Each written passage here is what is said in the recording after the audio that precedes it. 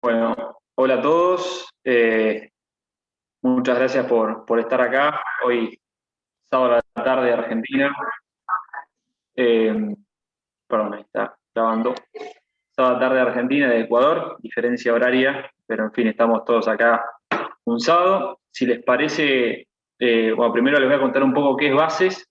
Después los chicos del Centro de Políticas de la Universidad Católica de Argentina les van a contar un poco también qué hacen ellos.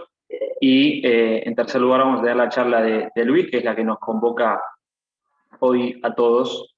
Así que bien. En primer lugar, contarles que bueno, Bases es una organización política de la Argentina, fundada en el año 2018. Tiene, tiene como vocación principal la formación de los futuros líderes políticos de nuestro país, de Argentina en primer lugar, pero también con una gran vocación transformadora de la región latinoamericana que, bueno, entendemos está en líneas generales con los mismos conflictos o con los mismos desafíos que tiene nuestro país, que es que tratar de llevar al escenario público la defensa de valores que hacen a la esencia del hombre, de su dignidad y de su desarrollo, ¿no? Entonces, entendemos, en una situación paradigmática y bueno, aquellos que tenemos las ideas medianamente claras, está bueno que nos lancemos a la escena pública con formación para saber claramente difundirlas y debatirlas con, con profesionalismo político y capacidad de diálogo, ¿no? En ese sentido, Bases, su actividad principal se basa en la formación de líderes. Hay un curso que ya está en su segunda edición, eh, que cuenta con aproximadamente 50 o 60 alumnos. Hay mucha colaboración de universidades aquí en Argentina, es decir, esta sinergia con el espacio universitario nos parece esencial para tener una formación de calidad. Por lo tanto, bien, universidades en Argentina como la Austral, la Universidad Católica principalmente, son grandes proveedoras de gente muy formada que la verdad que en forma voluntaria nos provee de un nivel académico muy importante con el fin de formar bien, ¿no? Acá tenemos a Tomás Dardanelli, que es presidente actualmente del Centro de Políticas de UCA, bueno, que él también les puede decir qué le pareció el curso, ya que lo hizo el año pasado, así que ya les contará inmediatamente cuando les sea la palabra. Otras actividades que tiene Bases para Bien Común, y no me quiero extender mucho más, son por un lado encuentros de dirigentes, de foro de dirigentes, es decir, un espacio en donde se nuclean los actuales dirigentes políticos con empresarios y otros académicos para tener un espacio de reflexión y discusión de fondo de los grandes temas que hacen a nuestro país. Por otro lado, también un área de investigación en donde tratamos de tener un canal de de los mismos jóvenes que van haciendo este curso de formación y también un acompañamiento en los distintos proyectos que después estos jóvenes se emprenden a lanzar, es decir, no soltarles la mano, no hacer un curso de un año tirándole cosas, sino crear un espacio luego para que toda esa información que les tiramos se convierta en formación y los acompañemos en el proceso de desarrollo de esos emprendimientos, ya sean públicos o políticos o sociales, para que lo hagan con esta impronta que mencionábamos en un principio, ¿no? Por eso, muy importante una instancia de este estilo de investigación en donde se pueda profundizar verdaderamente todos estos principios, estos valores que en abstracto quizás parecen algo volados, pero cuando uno indaga un poco sobre la realidad, ve que tienen aplicaciones muy concretas, ¿no? Así que, bueno, en principio, estas son nuestras tres líneas. Obviamente somos una organización jovencita, pero que, como les decía antes, tiene mucha vocación de expansión y creo que en vistas a los hitos que hemos tenido en este poco tiempo, lo demuestra. Y nada, yo me animo a decir que es una organización que va a proveer de los grandes dirigentes del futuro en la Argentina, en primer lugar, pero me animo también un poco más a la región, ¿no? Así que por supuesto que están todos invitados a participar, a contactarse con nosotros a través de Tommy, a través mío o a través de los chicos que organizaron esto. Y sin mucho más, les paso la palabra nomás a mi gran amigo Tommy Dardanelli, un gran actual dirigente y futuro dirigente, voy a decir. Así que bueno, los dejo y muchas gracias por estar acá. Genial, muchas gracias Felipe. Yo soy Tomás, presidente del Centro de Ciencias Políticas y Relaciones Internacionales de la UCA, la Universidad Católica Argentina. Estoy muy contento y estamos desde el equipo del centro muy contentos de poder realizar esta primera actividad con bases para el bien común. El centro, entre sus distintos objetivos, uno de los que tiene es tratar de complementar la vida universitaria, todo el conocimiento que adquirimos en la carrera, y lo hacemos tratando de comulgar los valores humanistas que compartimos con bases para el bien común y que es uno de sus grandes fuertes, con también una salida laboral y una salida al mundo que dé herramientas realistas y también en miras al futuro. Y creo que desde ese lado también es muy rica esta charla porque nos va a dar un poco esa perspectiva más teórica de lo que se viene y esas herramientas que los futuros politólogos necesitamos para poder aplicar todos nuestros conocimientos y todos estos valores que compartimos en poder hacer bien concreto el bien común en la sociedad nuestra. Así que, sin más, le cedo la palabra a Paula. Sí, muchas gracias. Bueno, como ya todos saben, hoy tenemos un invitado súper especial. Su nombre es Luis Garcés. Yo lo conozco hace más de un año como Ludovico, entonces le voy a decir Ludovico si es que a él no le molesta, y si le molesta que me avise, pero se me hace raro decirle Luis, entonces Ludovico. Entonces, bueno, Ludovico, les cuento, es director de comunicación de Ecuador Libre. Ecuador Libre es el think tank o tanque de pensamiento de Guillermo Lasso. Guillermo Lasso es el actual presidente del Ecuador.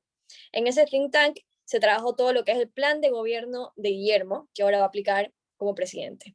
Además, Ludovico es subsecretario de Emprendimientos, Artes e Innovación del Ministerio de Cultura y Patrimonio del Ecuador.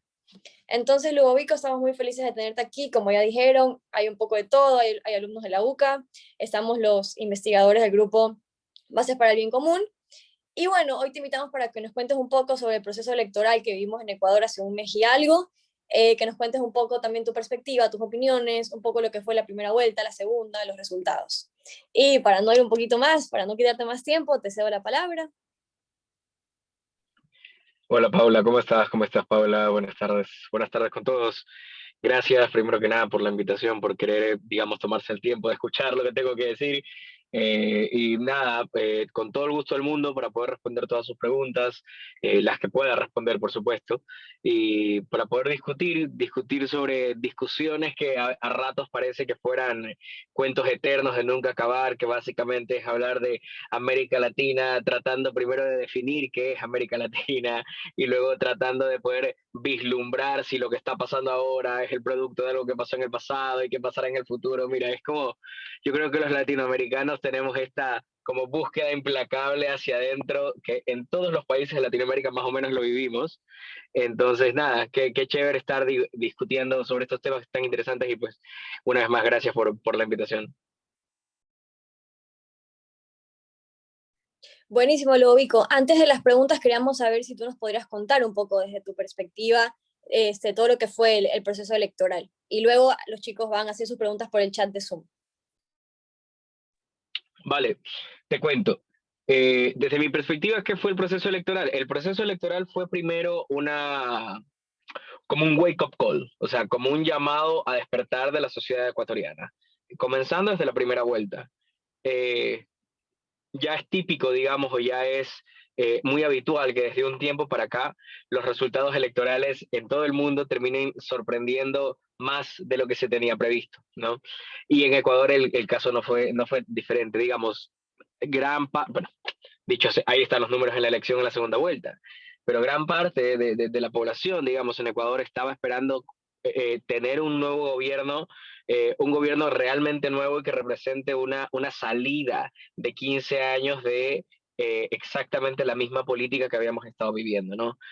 Quizás hacia la opinión, bueno, hubo, digamos, las comunicaciones lo han puesto de tal forma que probablemente a nivel internacional exista esta percepción de que en Ecuador sí hubieron 10 años de correísmo, pero luego hubieron 4 de morenismo que no eran lo mismo.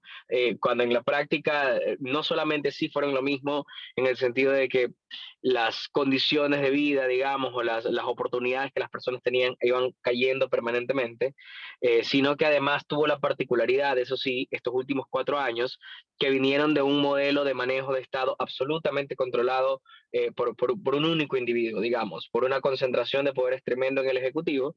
Entonces, básicamente tú tenías en Ecuador algo cercano a lo que una monarquía sería, ¿no? Claro que es sin cortes que le pongan la resistencia, en este caso al monarca. Y estos 4 años últimos de Lenín Moreno no fueron tan así. Es decir, el Estado ecuatoriano tuvo una suerte de implosión, las prácticas siguieron siendo las mismas, los liderazgos siguieron siendo los mismos, pero ya no había como esta visión única que guiara al compendio de la sociedad, entonces empezó, digamos, el mismo Estado y manifiesto esto en la sociedad, empezó a haber como un proceso como de canibalismo, básicamente, entre los que hacen opinión, entre la política y luego también entre los ciudadanos. Es decir, la gente por un momento olvidaba, si se quiere, o suprimía el elemento fundamental de que todo lo que había pasado antes era solo una continuación de lo que está, perdón, que lo que estaba pasando ahora era solo una continuación de lo anterior. Y había como esta separación, donde llegó un punto en el que los ecuatorianos, digamos, o la sociedad ecuatoriana estaba centrada en pensar quién es el culpable, básicamente, ¿no? Decían, no, es que claro, porque ustedes votaron por Moreno en el 2017 y estamos acá, se les decía, digamos, a las personas más orientadas al correísmo, digamos, a la socialdemocracia, a la izquierda, y viceversa. Estas personas acusaban a los más tirados a la derecha, si quieres, o hacia el centro, a decirles, no, es que ustedes compraron a Moreno porque Moreno era bueno, pero de pronto se volvió malo y se convirtió en algo que es el acabosio para Ecuador, suprimiendo que los 10 años antes a la llegada de Moreno no habían sido en absoluto una panacea ni social, ni económica, ni para las clases menos favorecidas, ni de educación, ni nada, sino simplemente un gran aparato de propaganda que migajas había hecho llegar a las clases menos favorecidas, creando no mejores condiciones de vida, sino una visión clientelar de parte digamos, de las personas con menos recursos y en general, creando una visión clientelar del Estado. Entra el periodo de Lenín Moreno en una absoluta crisis económica, en una absoluta crisis institucional, ¿no? Además, porque, claro, ¿qué pasa cuando después de 8 años llega un funcionario a decir, oh, espera, puedo tomar decisiones, puedo tener poder y puedo ejercerlo sin saber que yo estoy simplemente siguiendo las instrucciones de alguien que está más arriba que yo? Entonces eso fue un incentivo perverso de tener nuevas formas de poder para crear esquemas, digamos, de corrupción, blanqueamiento y todos estos malestares de la administración política con los cuales todos los latinoamericanos podemos estar un poco más o menos familiarizados, ¿ok? Como con esta suerte de oligarquía, ¿no? Que es surgente, ¿no? Claro, una oligarquía con el sustantivo, perdón, con el adjetivo de popular, si se te antoja, pero una oligarquía con todas las letras al final del día.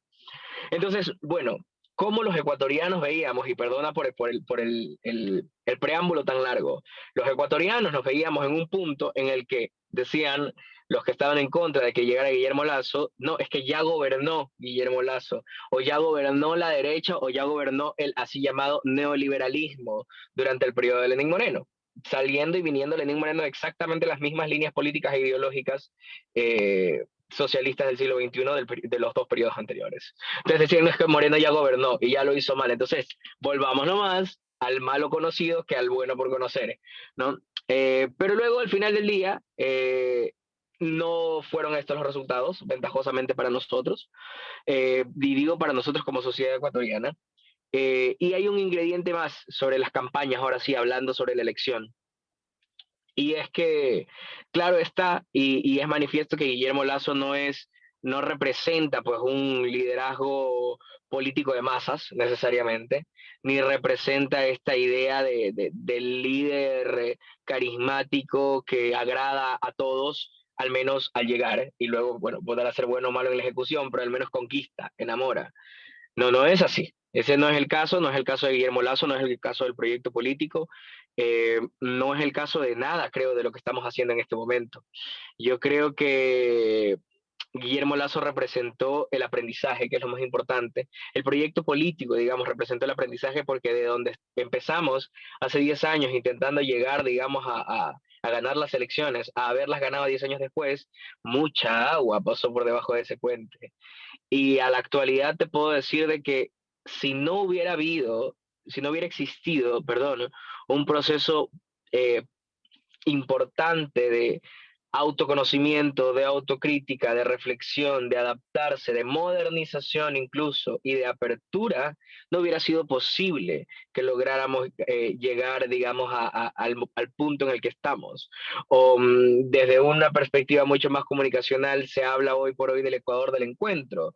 Y yo creo que si le quitamos incluso la poesía, porque es una palabra, una frase maravillosa, incluso quitándole lo poético, efectivamente estamos en una nueva etapa, más allá de estar a favor o estar en contra, o más allá de que puedas pensar que vaya a funcionar o no, todos los ecuatorianos tenemos esta sensación de esto es como no conocía qué está pasando, no conocía esta sensación de vivir en este país. Es más o menos la sensación que tenemos acá, ¿no? De nuevo, y eso no significa que necesariamente tengas que estar a favor del proyecto político, ¿no? Que es legítimo no estarlo en todo caso, pero todos los ecuatorianos más o menos estamos como en la posición ahora de esto que siento es diferente, no lo estaba sintiendo, no lo había sentido antes, vamos a ver qué pasa en el futuro, ¿no? Unos están más optimistas, otros están más pesimistas y tal, pero en general yo te pudiera definir el proceso electoral, la elección como un gran aprendizaje, como un estrellarse, caerse y tener que levantarse como sociedad, como partido político, mira, todos,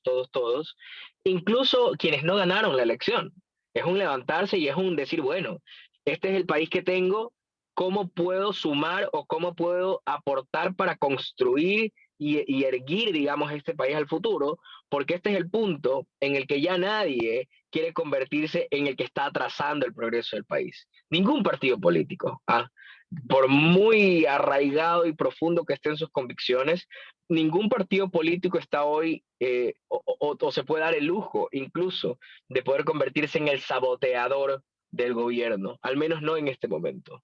Y no tiene que ver de nuevo con Guillermo Lasso per se, que sí, mucho tiene que ver con él, pero tiene que ver sobre todo con esta sensación de los ecuatorianos de, a ver, yo estoy viviendo una nueva realidad, déjame saborearla completa antes de saber si me gusta o no me gusta. Y bueno, eso básicamente. Buenísimo, Ludovico. Dijiste varios puntos clave, rescaté tres, que me parece que conociéndote sé que vas a poder contestarnos de la manera que esperamos. Hablaste de los 10 años de Guillermo. Aquí yo lo entiendo porque soy ecuatoriana, ¿no? Pero quisiera que le cuentes a nuestros invitados, amigos argentinos, un poco qué fueron esos 10 años previos de Guillermo y qué significa Guillermo Lasso como tal en cuanto a políticas, qué viene a proponer puntualmente. O sea, si quieres dilo como en puntos generales, ¿no? Uh-huh. Sí, perdona. Justo tienes el micrófono apagado. Hola. Hola. Sí, ahí sí, ahí sí. Sí, perdona, se me cortó la última parte, no te escuché. ¿Me repites la pregunta, porfa? Ya, ok. Luego de contarnos un poquito esos 10 años de Guillermo, también porque quiero que la gente sepa quién es el presidente del Ecuador hoy en día, y yo lo digo con orgullo, ¿no? Como decía Ludovico, el Ecuador respira libertad. No se respiraba esto hace 14 años. Entonces, sí quisiera que ustedes lleguen a conocer la importancia de lo que fueron esos 10 años de Guillermo, y por otro lado, ya como resumiendo los 10 años, ¿qué es lo que proponen estos 4 años, así de manera sintetizada, si quieres? Ya, buenísimo. A ver, es una historia larga, es una historia larga y es una historia bien interesante. Mira, como te decía, como les decía, mejor dicho, nosotros con la llegada de Rafael Correa al poder en el 2007, ¿no? Cuando muchos éramos niños que aún estábamos en nuestros primeros años de secundaria o incluso en la primaria, hubo un antes y un después en el país, hay que decirlo, un antes y un después político, social, de discusión. La sociedad no estaba tan inserta en la discusión del quehacer político, era una sociedad mucho más indiferente de lo que ocurría. Te pudiera decir y les pudiera decir que, digamos, no sé si la militancia como tal, pero la actividad política o el interés por el quehacer político nace, o mejor dicho, se recupera en el Ecuador después de muchas décadas con la entrada de Rafael Correa al poder. Tanto los que estaban a favor como los que no estaban en contra de él, ¿no? Durante 8 años que estuvo en el poder, nosotros vivimos, todos teníamos esta sensación de estar viviendo en una monarquía, en una suerte de una monarquía, pero que además una monarquía que no tenía quien le ponga la contra. Porque si nosotros nos remontamos incluso a los reinos del siglo XVI, siglo XV, existían las monarquías y por supuesto todo el mundo era vasallo del rey, pero existían unas cortes que les ponían frenos. En este caso debiera ser la asamblea que tenemos acá en Ecuador. Pero en el primer periodo de Rafael Correa tenía una mayoría absoluta y aplastante en la asamblea y no necesitaba tener consensos con absolutamente nadie. En su segundo periodo no tenía una mayoría tan amplia, pero seguía teniendo una mayoría y básicamente tuvieron durante 8 años eh, concentrados en el poder del presidente, no solamente la función, digamos, ejecutiva y legislativa, sino también las cortes, sino también los organismos constitucionales, la Corte Constitucional, y todas las funciones intermedias del Estado, la Fiscalía, la Contraloría, todo el Estado, el Banco Central, los medios de comunicación, el control de los medios de comunicación. Nosotros tuvimos una secretaría de comunicación que se dedicaba básicamente a ejercer censura. Básicamente teníamos una suerte de Gestapo soft criolla en Ecuador. ¿Okay? Entonces, lo que ocurre es que eso empieza a deteriorarse a partir de la salida de Rafael Correa del poder. Entonces empieza como a desmoronar, digamos, todo ese poder concentrado y empieza a derramarse y a caer en las manos que mejor lo pudieron agarrar y aprovechar. Durante todo ese tiempo, Guillermo Lasso estuvo intentando ser presidente. ¿Okay? Guillermo Lasso corrió la última elección con Correa, que Correa, digamos, le ganó en el 2013, ¿okay? Y ganó con mucha amplitud Correa, sin tener un mal resultado Lasso en ese tiempo. Creo que tuvo como el 24%, algo así, de votación. Pero al final estabas luchando contra una forma mesiánica a hacer política. O sea, tú tenías que parar un político que pudiera bailar al son de la música que venía sonando en el Ecuador políticamente los años anteriores, que era durísima. Durante más de 500 semanas, tienen que entender que los ecuatorianos, hubieron niños que nacieron y llegaron a tener 10 años y todos los fines de semana de sus vidas, todos los sábados en sus casas, se levantaban con la televisora prendida con un show que duraba entre 3 y 4 horas, que era la rendición de cuentas del presidente, pero que básicamente era un, un shot de gobierno en vivo. Vivíamos como una especie de gran hermano, de un gran reality show. Tú prendías la tele el día sábado y te enterabas qué cosas iban a pasar en el país la semana que viene y los meses siguientes, porque el presidente se las daba diciendo a todo el mundo. Le decía a la Secretaría de Comunicación a quién tenía que censurar, le decía a la Fiscalía a quién tenía que investigar y procesar. Todo en vivo, todo en vivo. Esto se los cuento y suena extraordinariamente divertido, pero que vivirlo no lo es, déjenme decirles. ¿Ok? Entonces, cómo logras un después de ese momento político tan clave, tan de ciencia ficción hasta cierto sentido? Entonces, Lasso pierde la elección en el 2013, la vuelve a perder en el 2017, pero aquí con una particularidad. En el 2017 habemos muchos, y hay gran parte del Ecuador que dice nosotros ganamos esa elección, los que estamos a favor de Guillermo Lasso desde entonces. Pero como les decía, ¿qué teníamos en ese entonces? Una absoluta concentración de los poderes en la voluntad del Ejecutivo. Función ejecutiva, judicial, cortes y organismo electoral. ¿Ok? Entonces, la elección del 2017, y esto no era una noticia para nadie, ¿no? Es algo cercano, por ejemplo, a lo que estableció Venezuela, quizás a un nivel mucho más grande, pero por allá va la cosa. Incluso tuvimos asesoría técnica de Tibisay Lucena en las elecciones del 2017 en Ecuador para garantizar la transparencia del proceso. Entonces ocurre que Lenín Moreno llega al poder y llega al poder, digamos, con una aceptación no mala, ¿no? Pero llega al poder cuestionado. La mitad del país cuestionaba de que Lenín Moreno estuviera en el poder legítimamente. Entonces tienes que tener en cuenta que la mitad del país comenzó de espaldas al presidente. O sea, él no contaba con la mitad de la aprobación o de la consideración de su gestión de la mitad del país. Y la otra mitad del país era la que estaba más o menos convencida de que o Lenín Moreno era una buena opción o que continuar el proceso previo era una buena opción. Y al final resulta que Lenín Moreno, el pobre Lenín Moreno, resultó convirtiéndose en el hombre más odiado del Ecuador en 4 años posteriores. Sale del gobierno con algo así como un 3% de aceptación de la población, algo que no había pasado nunca en este país. Y básicamente Moreno, no es en lo absoluto mi intención blanquear la administración de Moreno, que fue totalmente desastrosa, pero Moreno se convierte como en esta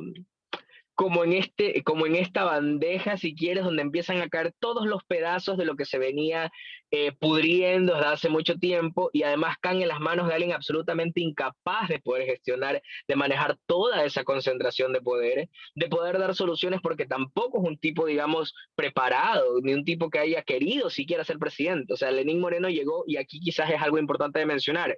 Guillermo Lasso llega también, y acá este es otro dato, llega al poder 10 años después de intentarlo, de su primer intento, teniendo 10 años el apoyo permanente, los 365 días del año, del trabajo compartido de un grupo de profesionales de todas índoles, económicas, sociales, culturales, en materia de proyectos legales, de un equipo de personas que hemos trabajado detrás de los telones, si tú quieres, en el proyecto político de Lasso, ocupándonos, quizás estando o no en lo cierto, pero ocupándonos de pensar y diseñar y prototipar permanentemente cuáles son las soluciones y propuestas que Guillermo Lasso puede traer al Ecuador para contribuir a salir de este bache, que no es un bache sino un abismo en estas alturas de nuestra historia. ¿Ok? Lenín Moreno sale del poder y viene esta nueva elección, ¿no? Aparece Guillermo Lasso una vez más, estaban, digamos, su voto duro, la gente que igual iba a votar por él. Había también un gran porcentaje de la población que habían sido votantes de Lasso que ya no estaban tan seguros de votar por Lasso, ¿ok? Por muchas razones, porque muchos de esos votantes habían sido nuevos votantes y eran jóvenes, y de pronto Guillermo Lasso parecía un poco muy conservador para estas juventudes, o las personas quizás de una edad más avanzada que decían que, bueno, si ya Lasso lo intentó 2 veces, a la tercera no me convence tanto, ¿no? Y luego estaba el resto de la población también, bueno, no el resto, pero había hay en Ecuador una parte de la población que la existe en todo país del mundo, que te dice: yo jamás votaría por un banquero, yo jamás votaría por este señor, yo jamás votaría por un partido de derecha, ¿no? Hay un porcentaje de la sociedad también que va en esa línea. No te diría que son necesariamente jóvenes, pero digamos es transversal a ciertas partes, digamos, de las juventudes. Y bueno, rueda la primera vuelta electoral, Guillermo Lasso tiene un resultado muy por debajo de lo esperado, logra meter un número de asambleístas muy reducido, solo 12 asambleístas de una asamblea de más de 140 y tantos asambleístas. Ahorita si te tiro el número me equivoco, pero mira, ni el 10%.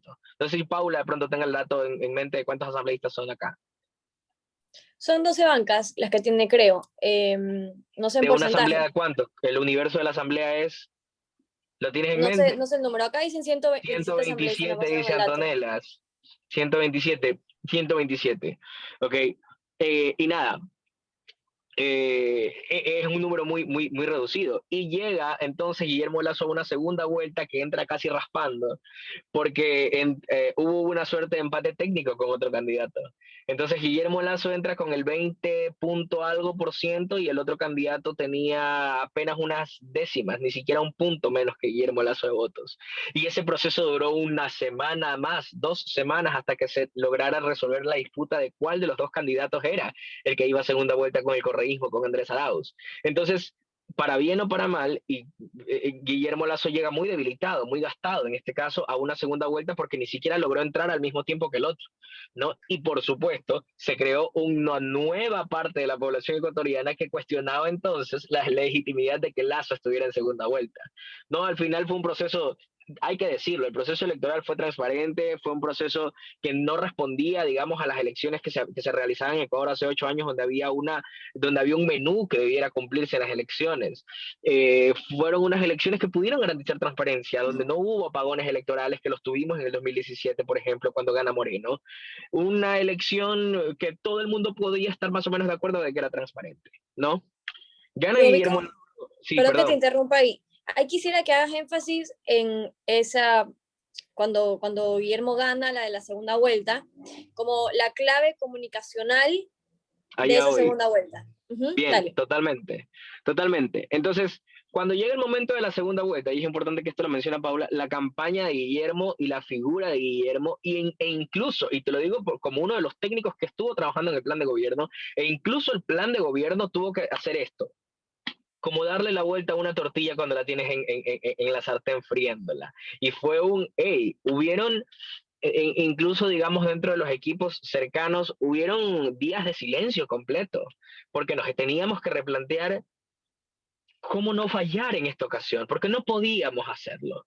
O sea, fallar en esta ocasión y no lograr llegar iba a ser no solamente el probable fin, digamos, de la carrera política de Lazo, eso no era lo más importante, iba a ser el perder la oportunidad que no habíamos tenido en casi 15 años de poder darle al país algo diferente, y no la ilusión de algo diferente, como pasó con Moreno, sino realmente algo distinto, algo que más allá de que pudiera ser, bueno, nosotros por supuesto que creemos que la propuesta, el plan de gobierno y lo que el presidente y digamos todo el equipo de funcionarios actuales están buscando son días mejores para el país, lo creemos por supuesto, pero necesitábamos además darle esto que creemos que está bien, que es bueno, que plantea soluciones, pero necesitábamos darle aire al Ecuador, necesitábamos darle algo diferente. Fue algo crucial también la pandemia del COVID, como en todas partes del mundo y en todo momento político, pero al final del día lo que tenemos actualmente en el Ecuador, y ya como centrándome en el hoy, tenemos un país, como te decía, que en gran manera, gracias a la campaña de la segunda vuelta, logra sentirse como más o menos cohesionado, ¿ok? Como no se había sentido en muchos años, donde incluso el más distinto a ti es alguien a quien puedes tolerar, donde como que la sociedad se dio cuenta que el confrontamiento a muerte político no vale tanto la pena. Estamos viviendo un momento en un país donde habemos quienes estamos convencidos de que se respira mucha más libertad, y hay personas que aún sin tener una convicción política o ideológica de cierta índole, sí dice como que, wow, oye, sabes que yo me estoy empezando a levantar como más ligero de los hombros viviendo en este país desde hace algún tiempo. Como que me siento un poco mejor y no entiendo por qué. El efecto Lazo le llaman comunicacionalmente acá en el país. Y bueno, básicamente lo que se vive en ese momento es esto. Un Ecuador muy optimista, un Ecuador que tiene mucha esperanza, un Ecuador que incluso al que no quiere que le vaya bien a Lazo dice, bueno, pero es que ya, o sea, como que el país necesita algo diferente, necesita algo nuevo, porque ya ha sido mucho tiempo. Y eso básicamente ha sido la experiencia del recorrido político de Lazo hasta hoy. Sí, ¿podrías contarnos un poco, por ejemplo, también de esos detalles comunicacionales, por ejemplo, los zapatos rojos que se ponía? O Lazo ya no hablaba desde el color de Creo, que es el partido político de él, sino que él se ponía la camiseta de Ecuador, amarillo, azul y rojo. Salía con la bandera del Ecuador.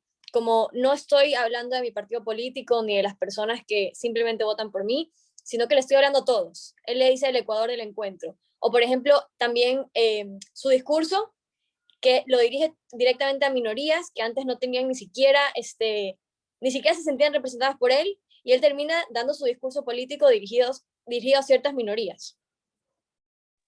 Sí, sí, buenísimo que lo mencionas, y sabes que está bien que hagas tanto énfasis en esto, porque quizás yo lo doy un poco por sentado, pero son cosas que realmente hacen la diferencia. Eh, A ver, luego, claro, en la segunda vuelta tiene que haber un cambio rotundo. Se cambian los colores de la campaña, cambia la imagen que proyectaba, digamos, la foto que se utilizaba de Guillermo, cambia el eslogan de campaña. El eslogan de la primera vuelta hablaba de capacidad para cambiar. Ese era el eslogan de la primera vuelta. En la segunda vuelta ahora se trataba del Ecuador del encuentro. Y ya no se trataba de que Guillermo fuera el más capaz. Se trataba entonces de que Guillermo era quizás la persona que podía lograr que los ecuatorianos dejaran de matarse a los palos, ¿ok? Quizás Guillermo Lasso pudiera ser esa opción de traer días donde se pudiera respirar más tranquilidad en el Ecuador. Entonces el discurso ya se torna completamente distinto, muy distinto. La campaña toma otro giro, Guillermo Lasso se ve físicamente, visualmente, digamos, incluso su vestuario se ve un poco diferente. Empiezan a ocurrir, y esto pasa mucho y será un tema para hablar, digamos, en términos de comunicación política, cuando los candidatos tienen o los equipos de campaña tienen el arte de pescar lo que está ocurriendo en el momento y apropiarlo y traerlo y convertirlo en un código de lenguaje de la campaña. Algo así pasó con los zapatos rojos, por ejemplo. Guillermo Lasso se lanza su cuenta de TikTok en la segunda vuelta, empieza a generar videos de TikToks que tienen, wow, cantidades de reproducciones que nunca antes se habían visto en el Ecuador. El perfil de los votantes que están en TikTok es por debajo de los 25 años, es esos deciles poblacionales que llegan hasta los 25, menores de 30 años, son casi el 50% o más del 50% del padrón electoral en el Ecuador. Guillermo Lasso se hace más joven de pronto. Guillermo Lasso empieza a hablar de diversidad sexuales, empieza a hablar de feminismo, empieza a hablar de violencia de género, empieza a hablar de interculturalidad, y no solo empieza a hablarlo, sino que sin ser un hombre de nicho de estos temas, empieza a hablarlo, e incluso cuando se equivoca o dice algo que no estaría correcto políticamente, tú le dices, pero es que este señor me está hablando desde el corazón, me está hablando en serio. Puede que no se sepa el orden en el que se dice LGBTIQ más A, X, Y, Z, pero entiendes que él no es tu enemigo si tú eres una persona LGBTIQ, por ejemplo. O sea, hay otra dimensión comunicacional, y en tenor de ese mismo sentido es que entramos como nuevo gobierno, de que llega Guillermo Lasso al Palacio de Carondelet y hoy por hoy está gobernando. Obviamente tiene muy poco de haber llegado al poder, menos de un mes, pero se tiene esta sensación como de me voy a dar el tiempo de ver qué va a pasar, estoy respirando, me siento mejor, siento ganas incluso esto se puede ver hasta en las expectativas económicas, o sea, el riesgo país cuando gana Guillermo Lasso cae en picada al siguiente día, la gente empieza a invertir, por ejemplo, todo el mundo en casa tiene una historia. Te pongo un ejemplo, en casa estábamos con mi pareja contemplando comprar un auto como una opción si ganaba Lasso, o irnos a vivir fuera del país si ganaba Arauz. Entonces, luego al final tomamos como la decisión arriesgada de comprar el auto antes de la segunda vuelta, antes que ganara Lasso, y el auto nos salió, digamos, a un muy buen precio, porque no se estaban vendiendo autos en ese momento. Gana Lasso una semana después que nos compramos el auto y nos empezamos a enterar, y todo el mundo a nuestro alrededor empieza, digamos, a comprarse muchos autos, las personas a nuestro alrededor, ¿no? Amigos, y no necesariamente gente que tú dices, wow, o sea, vive en opulencia, gente rica, no, gente que se endeuda incluso, pero por ejemplo los créditos empezaron a saltar así, empezó a haber mucha confianza por parte de las entidades financieras, la gente que tenía un dinero guardado y que decía es que lo tengo por si acaso me toca salir corriendo, lo decide invertir e invierte a pequeña escala, y bueno, en general es complicado, digamos, hablar en este momento ya de una reactivación, pero definitivamente hay al menos una sensación de reactivación importante que impacta de forma positiva en las expectativas y en la confianza de los mercados y de los agentes comerciales, que eso es la base de tener una economía que camina.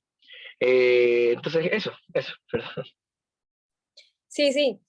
Otra cosa más con respecto a puntos claves en la campaña de Lasso, que me parece que está buenísimo remarcarlo, es que Lasso cierra su campaña de una manera muy interesante.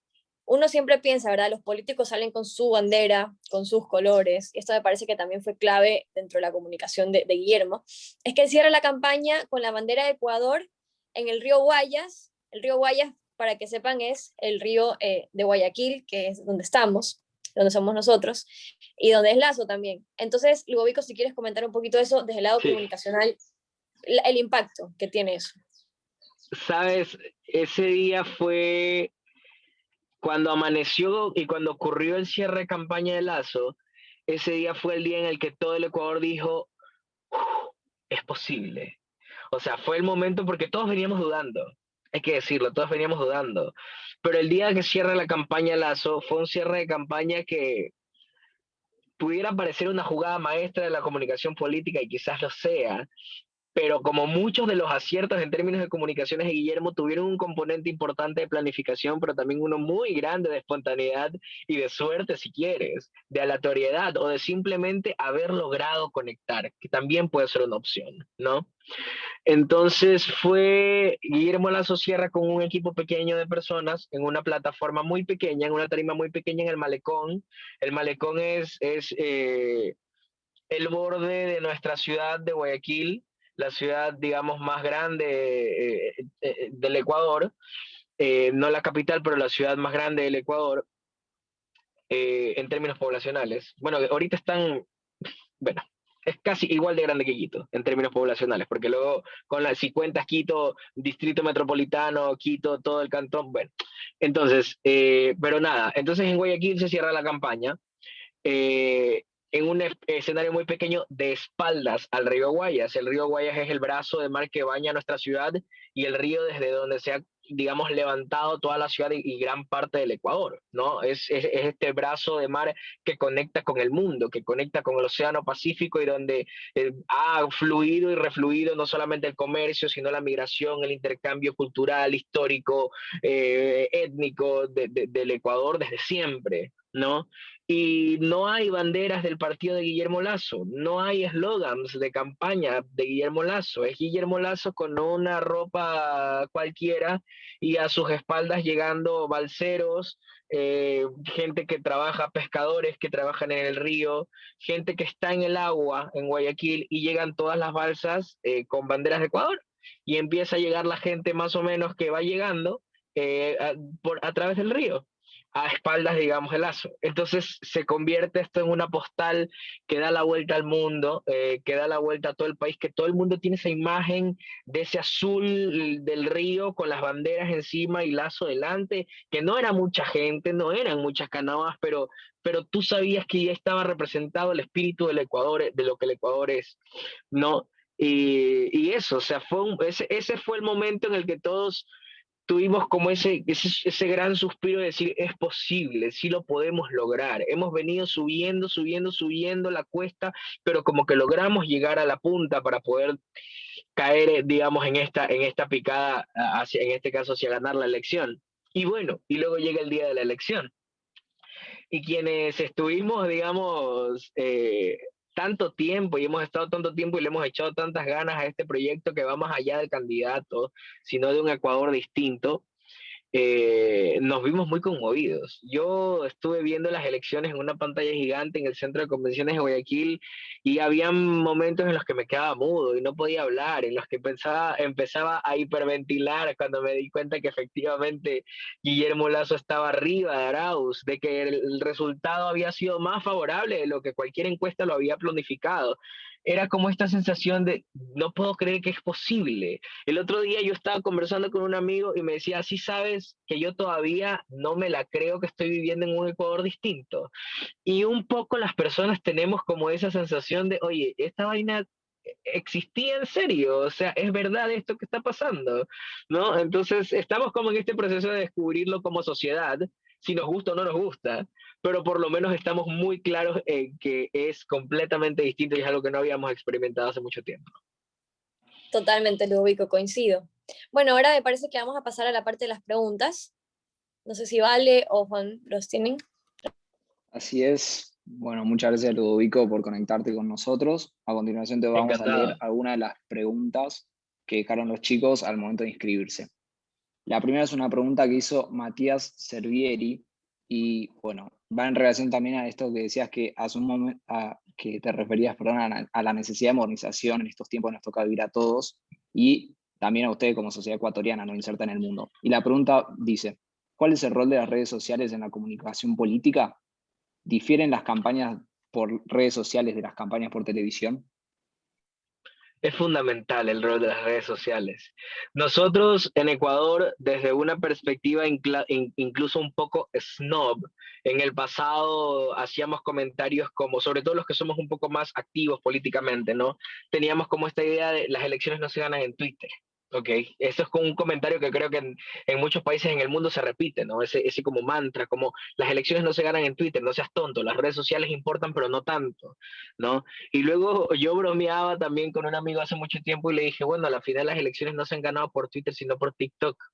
Eh, y la realidad es que la masividad de las redes sociales al día de hoy, eh, cuando tú te pones, digamos, a ver, que esto no suene a frivolidad, ojo, porque vivimos en un país donde todavía hay muchísimas necesidades materiales, económicas, de salud, de educación, donde hay mucha gente que la ha pasado muy mal. O sea, donde hay gente que con esta pandemia y antes de la pandemia no tiene que comer. Ya nosotros estamos ya quitándole, digamos, un poco este manto de positivismo que no es falso. También tenemos una cara de la moneda que son los resultados de los 15 años pasados de la administración, de las malas administraciones, e incluso el acumulado de lo que pasó antes de esos 15 años, ¿ok? Que en muchos casos se agudizó. Pero a lo que quiero ir es que gran parte de la población, algo así como de los últimos números que tenía, estamos hablando algo así como de 8 millones y medio de ecuatorianos, están con acceso al menos a Facebook, a redes sociales. Y me parece que en los últimos años esa cifra subió algo así como hasta los 12 millones. Y nosotros somos 17 millones de ecuatorianos, o sea, como 12 millones de ecuatorianos tienen Facebook y probablemente hoy sea más. Y anda escalándolo, pues obviamente la gente que está metida en las otras redes sociales, ¿no? Y sobre todo la gente joven, ¿no? De todos los estratos, digamos, socioeconómicos, tienen acceso a TikTok. Con un smartphone cualquiera, o sea, comprar un smartphone ahora es más sencillo que comprarlo hace 10 o 15 años, es la realidad. Entonces, y por ejemplo, en ciudades como las mías, en Guayaquil, aun cuando tú no tienes, digamos, internet en conectividad en casa, puedes conectarte al internet que provee la alcaldía en ciertos puntos de la ciudad, por ejemplo. Entonces, el acceso a Internet sigue siendo un problema, porque esto es parte de nuestro diagnóstico para el plan de gobierno. Tenemos niveles de conectividad muy bajos y muy débiles a nivel como territorio, pero la gente de una u otra manera está activa en el Internet y en las redes sociales, es lo que estoy tratando de decirte. Y es fundamental el rol que juegan las redes sociales, además porque los electorados son cada vez más jóvenes, es la realidad. O sea, con cada elección en cada país los votantes son cada vez más jóvenes. Y ojo, hay un problema ahí entre muchos otros, digamos, que es interpretar la juventud o lo nuevo como algo sinónimo de bueno, y no necesariamente lo bueno y lo joven tiene que ser bueno per se, ¿no? Es una posibilidad, ¿no? No todo lo que es nuevo y diferente necesariamente va a ser mejor a lo anterior. Y eso también, digamos, puede ser una sensación en muchas personas en el Ecuador, seguramente, ¿no? Dicen, bueno, estamos en un nuevo momento, el lazo es otra cosa, pero eso no significa que sea algo bueno. Y bueno, es un razonamiento válido, no solamente el tiempo y los resultados lo podrán decir. Pero a la larga las redes sociales han jugado un papel fundamental. Yo sí creo que las redes sociales se han ganado, las elecciones, perdón, se han ganado a través de las redes sociales, digamos, también el trabajo de territorio, pero principalmente a través de las redes sociales. Es el 2021. ¿Cuándo si no? O sea, definitivamente sí. Excelente, muchas gracias. Ahora le doy la palabra a Nicolás Mauro, que también nos dejó una pregunta, no sé si la puedo hacer. Hola, buenas tardes. Bueno, muchas gracias por acompañarnos, por participar. La verdad que es muy, muy enriquecedor todo lo que comentaste. Y mi pregunta iba en relación, bueno, a el contexto actual que estamos viviendo, no solamente acá en Argentina, sino a nivel latinoamericano y sobre todo mundial con respecto a la pandemia. Y fundamentalmente en torno a esto que venimos trabajando en las redes sociales. ¿Cuál crees vos que es el elemento clave a tener en cuenta a la hora de abordar una campaña electoral a partir de las redes sociales y fundamentalmente el factor que estamos viviendo en este momento, que es la cuestión de la pandemia? Ya, mira, quizás esta respuesta va a ser un poco, un poco de nerd, pero sabes que yo creo que depende siempre. Y yo creo que el factor clave al medir, digamos, tu elección o tu candidatura y tu juego a través de las redes sociales no está tanto así puesto en los temas, digamos, ¿no? Porque hace quizás antes de la pandemia hubieras dicho que las prioridades para ganar una elección eran, por ejemplo, solamente la reactivación y del empleo, por ponerte un ejemplo. Pero ahora te diste cuenta que después de la pandemia ese no era necesariamente la razón, ni los temas de los que la gente quería hablar. Tú te preguntas, ¿cómo así? Pues esta sociedad después de una pandemia me quiere hablar de la naturaleza y de que el medio ambiente también cuenta. ¿Cómo así resulta que esta sociedad que acaba de pasarle un torbellino por encima tenga tiempo, esfuerzo, energías para pensar que es importante hablar sobre igualdad salarial entre hombres y mujeres, por ejemplo, o sobre diversidad sexuales? Entonces tú dices, o sea, ¿qué está pasando? Y lo que está pasando es que, bueno, la sociedad es otra, los tiempos son otros. Y son muy cambiantes. ¿Y a qué quiero ir con esto? Yo creo que la clave del trabajo de redes sociales es algo que los técnicos le llaman media listening, y es que los candidatos estén conectados y sus equipos de campaña estén conectados con lo que la gente dice, piensa, interactúa a través de las redes sociales. Y cómo, si tienes un muy buen estratega de la comunicación y un muy buen estratega político, puedes tú ser quien se introduzca en esa conversación de los ecuatorianos y no buscar que ellos se introduzcan a la conversación que tú les planteas como candidato, ¿no? Y esto es algo clave y de verdad, o sea, pareciera quizás un poco intuitivo, pero muy pocos estrategas comunicacionales logran dar con ese punto donde tú no eres el candidato en torno al quien la gente va a girar, sino que eres el candidato que tiene que buscar meterse pidiéndole permiso y tocándole la puerta a todo el mundo, a todos los temas, a todos los sectores, a todos los decires poblacionales, etcétera, etcétera, etcétera. Excelente, muchas gracias. No sé si Camila Díaz Caneja puede hacer su pregunta. Gracias, Felipe. Bueno, gracias, Ludovico, por conversar un rato con nosotros. Bueno, mi pregunta en realidad son dos. La primera va un poco dirigida a si vos crees que hay como una falta de engagement o compromiso entre la persona y el partido político, digamos en general. Y en segundo lugar, si pensás que las redes sociales como que acortan un poco esta brecha entre los jóvenes puntualmente y los partidos políticos, generando así más participación. Y si podés mencionar también algo sobre el cambio en la participación política que hay con la introducción de las redes sociales. Ok. Bueno, la verdad, yo no encuentro que haya necesariamente un divorcio al menos entre el presidente actual y el partido que le representa. Sí hay que decirlo, digamos, el partido como partido no logró los mejores resultados, por ejemplo, en la asamblea, que es donde más importancia gana un partido, ¿no? Porque al final cuando un candidato presidencial ya llega a ser presidente, tú te olvidas de qué partido viene. Pero en la asamblea tú tienes los colores de las camisetas un poco más presentes, ¿no? Si se quiere. Entonces, sin embargo, yo no creo que haya un divorcio entre el candidato y el partido. Es un partido detrás del cual ha estado el candidato 10 años. O sea, quizás al perder la primera o la segunda elección, Guillermo Lasso hubiera dicho, no, yo por lo menos le tengo que cambiar el nombre al partido porque como que no me está funcionando. Pero no, o sea, creo es Guillermo Lasso y Guillermo Lasso es creo. Esto quizás sea un poco arriesgado o incluso, sí, arriesgado de decir, ¿no? Porque al final del día, si al uno le va bien al otro, y si al uno le va mal, también le va mal al otro, ¿no? Partido como presidente. Entonces, eso por un lado. Por otro, sí, definitivamente las redes sociales han no solamente reducido esta brecha generacional de la participación política y del debate político entre los jóvenes, entre las poblaciones más jóvenes, sino que también lo han desenseriado. O sea, la discusión es un poco más, digamos, es bastante más abierta y ya no es tan seria como lo era de pronto hace algunos años. Y eso te lleva a que, por ejemplo, los jóvenes quieren ver candidatos mucho más humanos, que no necesitan conocer a alguien perfecto, necesitan conocer a alguien que también de vez en cuando, no sé, se les sueltan los cordones, que también se despeina de vez en cuando.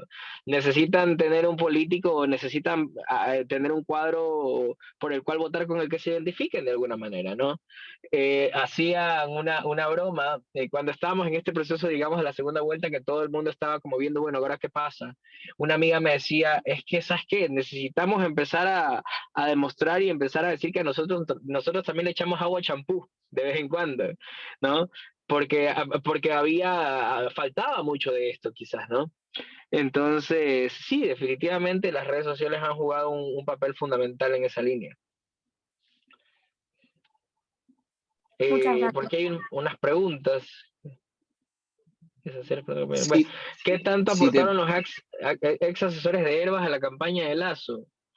Bastante, sobre todo en la estrategia que tiene que ver con jóvenes y con redes sociales, que fue clave. Sin embargo, yo creo que el equipo de Guillermo Lazo en su totalidad, porque ellos, a ver, no es que ellos vinieron a entrar a formar parte del equipo y tampoco eran tantas personas, eran 2 personas nada más. Pero todo el equipo en general tuvo una renovación importante que logró mejorar muchísimo también la campaña comunicacional.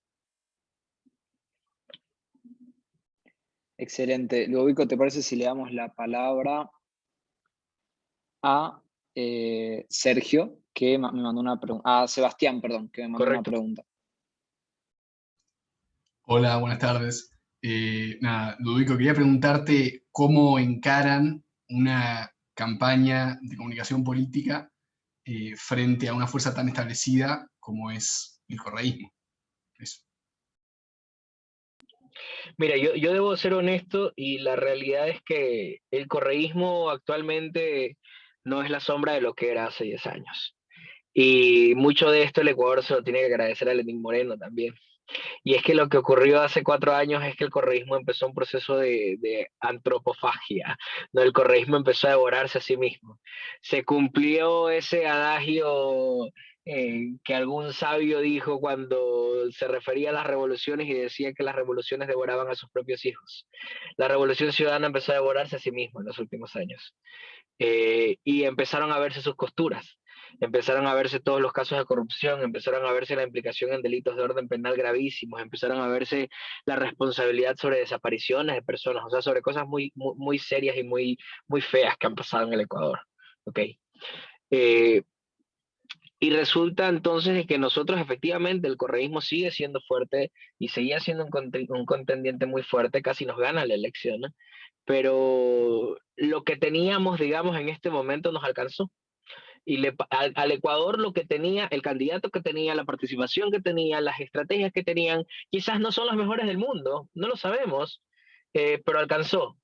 Logramos canalizar el deseo de la gran mayoría de los ecuatorianos de vivir en un país donde después pensamos si estamos de acuerdo o después pensamos si vamos a estar mejor. De momento solo dejemos de matarnos a palos entre todos, ¿no? Entonces creo que el proyecto político fue absolutamente capaz de canalizar y catalizar eso tan importante y tan necesario que vive nuestro país. Bueno, primero que nada, buenas tardes, Luis. Acá tenemos otra pregunta en el chat de Sergio. Él pregunta, ¿cuáles dirías que son las bases esenciales para una campaña electoral exitosa? ¡Wow! ¡Qué pregunta tan amplia! ¿Qué te puedo responder que no sea una bobería tan general como decirte todo o como decirte escuchar a tu electorado? No sé, mira, yo creo que lo importante en una campaña política, no sé si lo más importante, pero creo que un factor importante en una campaña política es una campaña política que tenga los pies en la tierra, que se atreva a ensuciarse, digamos, los zapatos, a poder pisar el lodo para saber cómo se siente y poder entonces tener la capacidad de pensar en los términos de la gran mayoría de los electores Y creo que también es necesaria una campaña política que entienda el tiempo en el que se está desarrollando. Nosotros vivíamos un tiempo donde necesitábamos como país reconciliación. Y el candidato fue lo que logró generar en el Ecuador, esa esperanza de la reconciliación. Y eso solamente lo logró escuchando, abriendo las puertas, digamos, de sus equipos a personas diferentes, investigando mucho, tomando contacto con la población, recorriendo el Ecuador. Durante los 10 años que Guillermo Lasso estuvo intentando llegar a la presidencia, nunca dejó de recorrer el Ecuador, nunca dejó de llegar a comunidades pequeñas, de llegar a comunidades, digamos, alejadas, de visitar todas las ciudades del Ecuador, y ahí quizás no sé si de nuevo, juzgaremos a ver luego si es la mejor estrategia, no es la mejor estrategia, pero más allá de eso, Guillermo Lasso, con el tiempo y con trabajo duro, logró convertirse en el candidato que llegó a tocarles la puerta en algún momento al ecuatoriano promedio, y que en primera instancia quizás se la cerró, pero se la volvió a tocar en el futuro. Entonces, en algún punto terminó convenciendo a la cantidad necesaria y suficiente de ecuatorianos. Entonces, eso es lo que tenemos ahora. Un presidente que ha llegado al poder ganándose a pulso cada uno de los votos que ha tenido. Y creo que el Ecuador valora eso, porque nosotros somos una sociedad que valora el trabajo duro. Nosotros valoramos a alguien que se esfuerza, nosotros valoramos a alguien que dice, wow, me puedo ver en esa persona, porque resulta que también le cuestan cosas, igual que a mí como ecuatoriano, ¿no? Buenísimo, gracias. Ahora le damos la palabra a Rafael, que quería hacer una pregunta. Muy bien, muchas gracias, Vale. Bueno, Luis, o Ludovico, mira, mientras te escuchaba a mí me hacía acordar mucho al Macri de 2015, ¿no? Para los argentinos que están acá. Es decir, mucho entusiasmo, un cambio de paradigma muy fuerte, pero unos desafíos muy grandes enfrente, y yo creo que incluso Ecuador probablemente hoy tenga desafíos más grandes que los que tenía Macri en el 2015, porque a una situación económica muy compleja se suma la crisis de la pandemia, ¿no?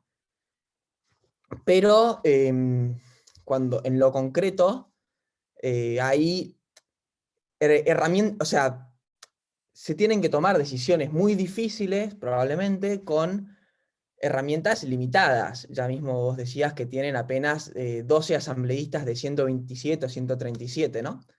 Tal vez un poco más con el otro partido, con el Partido Social Cristiano, pero que los pueden apoyar.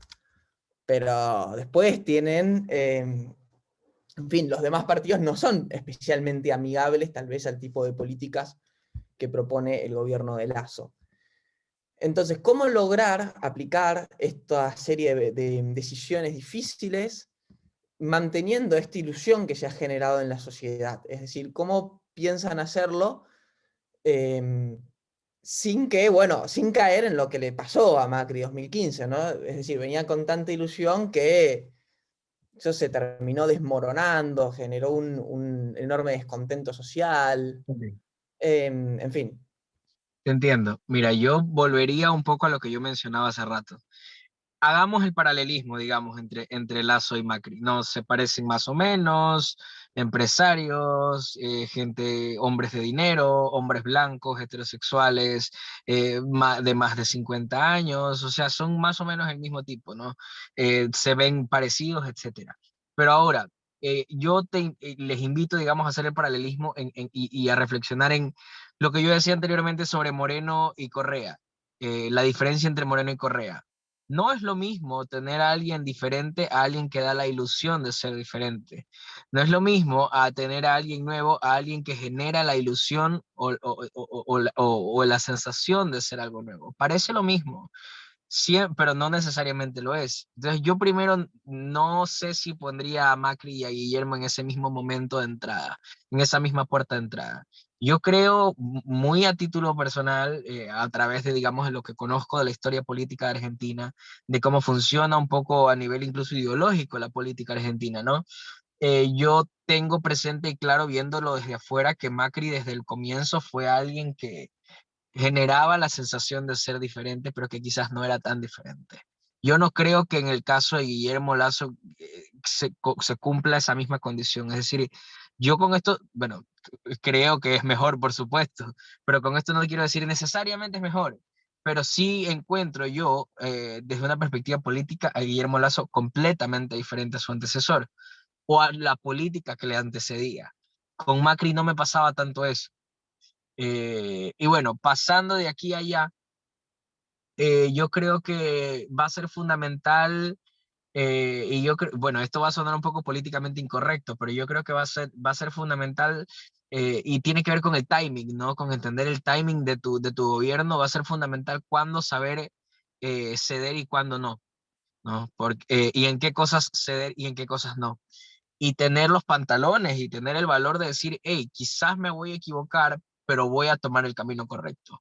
Quizás va a ser medio impopular y no me va a garantizar que la gente me quiera, pero es lo necesario para que el país pueda caminar, para que se pueda la economía reactivar, para que la gente pueda tener más libertad, para que la gente pueda vivir mejor. A largo plazo es necesario hacerlo y quizás va a haber un shock porque bien, vengo de 15 años de lo mismo y donde cambiar algo va a hacer que primero haya una sensación de caos para que luego las cosas puedan ordenarse, pero todas esas decisiones que son más o menos audaces tienen que ser tomadas. De lo contrario, terminas devorándote a ti mismo y tratando de contentar a todo el mundo, terminas siendo odiado por todos. Eso le pasó a Moreno. Quizás algo de eso le pasó también a Macri. Y yo creo que lo fundamental para Guillermo Lasso va a ser que no le pase lo mismo. Saber ser fiel a sí mismo y saber que la gente que votó por él votó por ciertas cosas y no dar menos de lo que la gente estaba esperando por él en el momento de votarlo. Ludovico, yo quisiera ahí también, a ver si nos puedes agregar un poquito de esto con lo que preguntaba Rafael, sobre la gobernabilidad que va a poder tener, creo, el partido de Lasso en la Asamblea, que si bien son solo 12 bancas, yo creo que adentro de la Asamblea igual se vive ese correísmo, anticorreísmo. Y el segundo partido que más tiene bancas en la Asamblea es Pachacutic, que es el partido indigenista, que es totalmente opuesto al correísmo. Entonces, también mucho el discurso de Creo pasa por encontrémonos, dialoguemos, lleguemos a consenso juntos. Entonces yo creería que también puede haber mucho diálogo entre los demás partidos, haciendo una en contra del correísmo. No sé si Ludovico me quieres complementar con algo ahí, pero eso es más o menos también la lectura que se tiene. O sea, yo estaré de acuerdo en lo primero y un poco en desacuerdo en lo segundo. Yo sí creo que definitivamente es lo que te digo, nadie quiere ser ese amigo desagradable que cuando todo estaba bien fue el primero en decir, en ponerse pesimista, ¿me entiendes? Nadie quiere ser ese amigo que le va a caer a todo el mundo porque quiere aguar la fiesta cuando la fiesta está buena.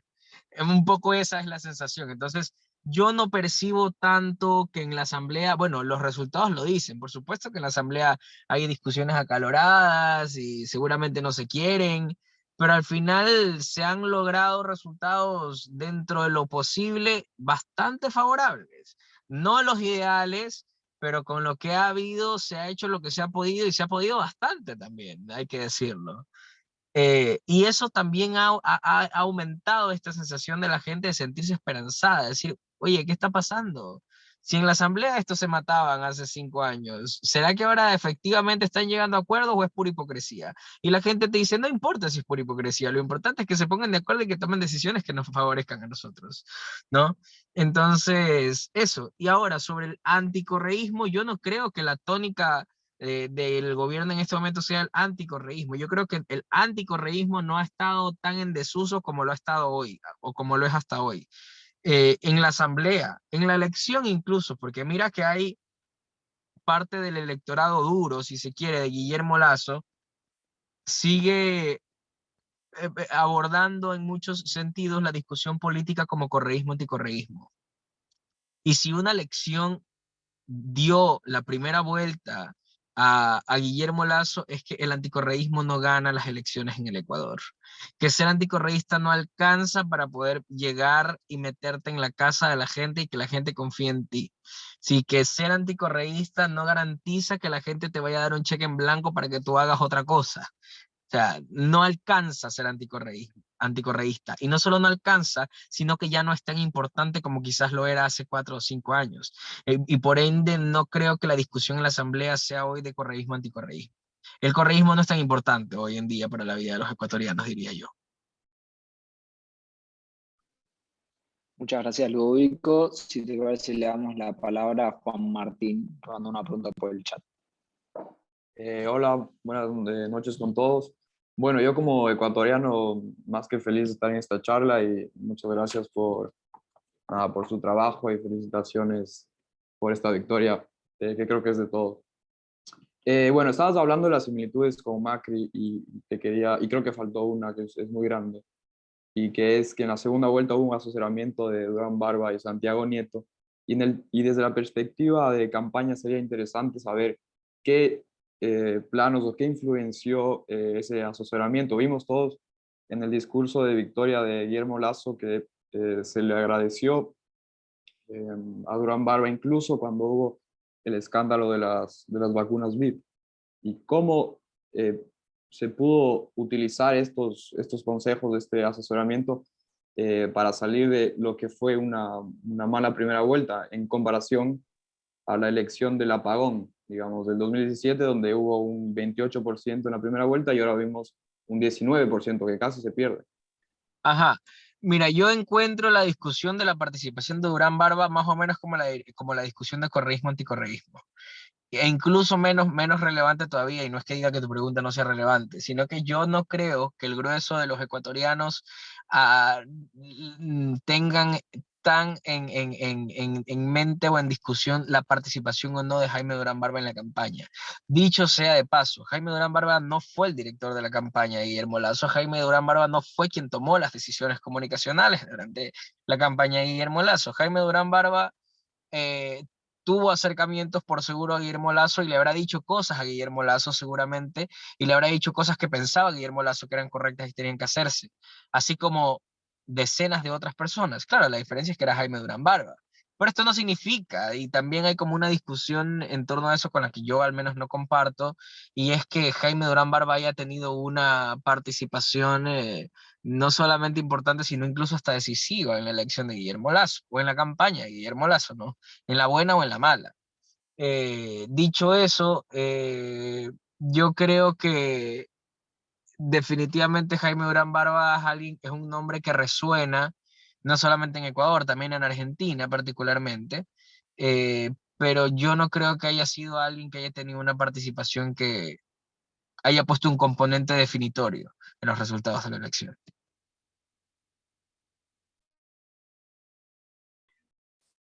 Bueno, muchas gracias. Nos queda una última pregunta, que la hace Carolina Toscano. Ella pregunta, ¿cómo viste la segunda vuelta electoral en comparación con el inicio de la campaña?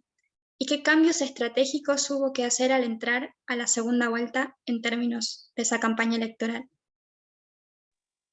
Ya, o sea, por ser muy breve y un poco remontarme a la anterior, la primera campaña, o la primera vuelta, perdón, de estas elecciones hablaba de un hombre capaz, hablaba de un hombre que sabía hacer cosas. La segunda campaña o la segunda vuelta de la campaña ya no te mostraba, no te quería contar que se trataba de un hombre capaz y de un hombre que sabía hacer cosas. Se trataba de un hombre que tenía valores, ciertos valores. Y se trataba de un hombre que podía reconocer y respetar los valores de los otros ciudadanos. Ya esta segunda campaña se trataba de un hombre que estaba más conectado con la realidad de las personas. Se trataba de un hombre o de un candidato que, que entendía que también se equivocaba y que decía que se equivocaba, ¿no? Y puede sonar un poco contraintuitivo tratándose de un político, que un político te diga me estoy equivocando. Bueno, Guillermo Lasso lo hizo muchas veces. Guillermo Lasso, antes de ganar, dijo, oye, yo me he equivocado, yo cometo errores, cometí uno ayer, ¿te fijaste? Sí, bueno, pido disculpas. O sea, Guillermo Lasso logró realmente introducirse en la discusión y convertirse en la opción de la mayoría de los ecuatorianos, porque se convirtió de la primera vuelta de un hombre con capacidades a un hombre con voluntad, ¿sabes? Porque al final del día las elecciones son emocionales, y el ecuatoriano más lo convenció que un hombre le diga, oye, brother, yo tengo ganas de hacer las cosas bien, a que alguien le diga, oye, yo sé cómo se hacen las cosas bien. ¿Se entiende? ese como deseo de surgir, de pelearla, pero porque sabes que la puedes alcanzar y que es posible. Creo que es esa sensación que logró la segunda campaña o la campaña de la segunda vuelta de Guillermo Lasso versus la primera. Buenísimo, Ludovico. Bueno, ya terminamos con la ronda de preguntas, así que nada más nos queda agradecerte. Estamos muy, muy contentos de que hayas estado aquí. Esta unión también entre Ecuador, Argentina y Latinoamérica, hablar sobre tópicos que nos involucran a todos, porque, bueno, Latinoamérica básicamente vive estos ciclos, estos procesos en conjunto. Entonces, bueno, es importantísimo también tener lectura de ambos lados. Estamos muy contentos, fue una charla muy enriquecedora, tuvimos desde lo político, contexto ecuatoriano, contexto argentino, comunicación política, un montón de detalles también tú desde adentro de Ecuador Libre, que nos sirvió muchísimo. Así que bueno, desde nuestra parte estamos muy contentos, muy satisfechos con lo que fue esta charla. Las preguntas también de los chicos estuvieron muy, muy buenas, muy interesantes, y tus respuestas también. Así que sin más, agradecerte una vez más y espero que pronto podamos tener más estas charlas, que justamente son las que mantienen vivas a la sociedad civil, a los ciudadanos, a la participación política. Nada, gracias a ustedes, gracias Paula, gracias a todos por la invitación y qué buena discusión. Ojalá que podamos, no digo repetirla porque no vamos a hablar de lo mismo, pero quizás repetir el momento en el futuro. Así que nada, gracias. Bueno, muchísimas gracias. Entonces ya damos por terminada la charla de hoy.